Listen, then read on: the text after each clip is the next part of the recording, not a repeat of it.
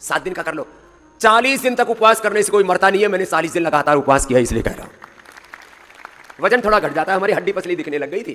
तो फिर लोगों ने कहा बाबा जी बीमार हो गए क्या? मैंने कहा बीमार नहीं हो रहे, हम तो अपनी साधना कर रहे हैं। अच्छा यहाँ साधना भी करो तो लोगों को बीमार दिखते, कितनी बावली है दुनिया। ये राशन पीने में ही जीवन का सुख समझती है। राशन में सुख नहीं, आसन में है, भोजन में नहीं, भजन में है। तुम कितने दिन तक का उपवास कर सकते हो? 11 से 40 दिन तक का उपवास कर सकते हो। उसमें मेडिकेटेड वाटर और ये सब तो पिला ही देते हैं ना, आपको कोई दिक्कत नहीं। जिनको कैंसर जैसे रोग है ना, यहां पर भी अभी भी बैठे हुए इस समय, क्योंकि कैंसर के रोगियों को, लीवर किडनी फेलियर वालों को, टाइप 1 डायबिटीज वालों को हमने 50% की छूट दी हुई दिसंबर जनवरी में, इसलिए काफी संख्या में लोग आए हुए। कैंसर ऐसे सूख जाएगा, कैंसर को खुराक ही नहीं मिलेगी। कैंसर के सेल किस पर जिंदा रहते हैं? अनहेल्दी डाइट पर जिंदा रहते हैं, बीड़ी सिगरेट शराब पर। ये राक्षस है ये। जब उनको खाना ही नहीं मिलेगा मर जाएंगे। और ऊपर से योग खत्म। रोग को खुराक मत दो। क्या बोला? रोग को खुराक मत दो, ये गांव के शब्द है। ये मर जाएगा।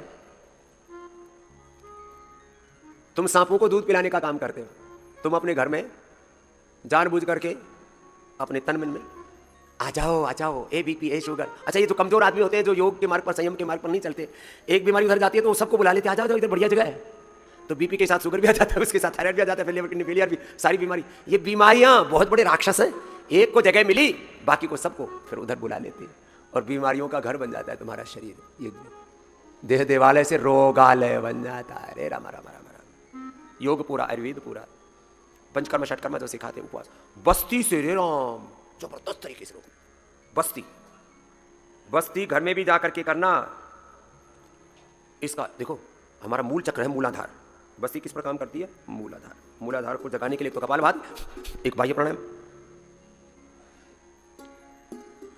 और मन में संकल्प। मूलाधार से सहस्रार तक दिव्य शक्तियों से मैं अभिभूत, आप्लावित, आशीषित हो रहा हूं, उपकृत हो रहा हूं। मूल शक्ति मूलाधार में है। सारे लोगों की नाव मझधार में इसलिए डूब रही है। सबके मूलाधार की शक्ति भोगों में लगी पड़ी है। छोटे छोटे बच्चों में उत्तेजना, जवानों में उत्तेजना, मरने को हो रहे, कब्र में पैर पड़े तो भी बाबा जी ताकत की दवाई दे दो। मैंने कहा क्या करेगा? मैंने कमजोरी आ रखी है। अरे राम का भजन कर ले बुढ़े, तेरा दिमाग खराब हो रखे है, ताकत की दवाई दे रहा है, तेरा दिमाग सड़े पड़े हैं। सारी जीवनी ऊर्जा तुमने बाहर बहा दी भोगों में। मरणम बिंदु पापेन जीवनम बिंदु धारणा। जब तुम ब्रह्मचर्य का पालन करते हो, मूलाधार की शक्ति को ऊर्ध्वगामी बनाते हो, तब देह देवालय शिवालय हो जाता है और तेज से अभिभूत होते हो।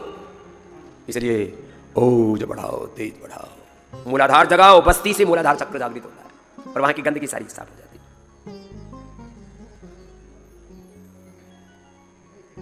यहां कई बार आपको सुनाया, फिर किसी दिन सुना देंगे, आज तो वक्त नहीं है, मुझे बहुत बात बतानी है आपको। मृत्युंजय कौन सा वो है स्तोत्र है? ओ किम करिष्यति वैवा चंद्रशेखरम आश्रय। तो तुम ऊर्ध्वरेता बनो, ऊर्ध्वजेता बनो।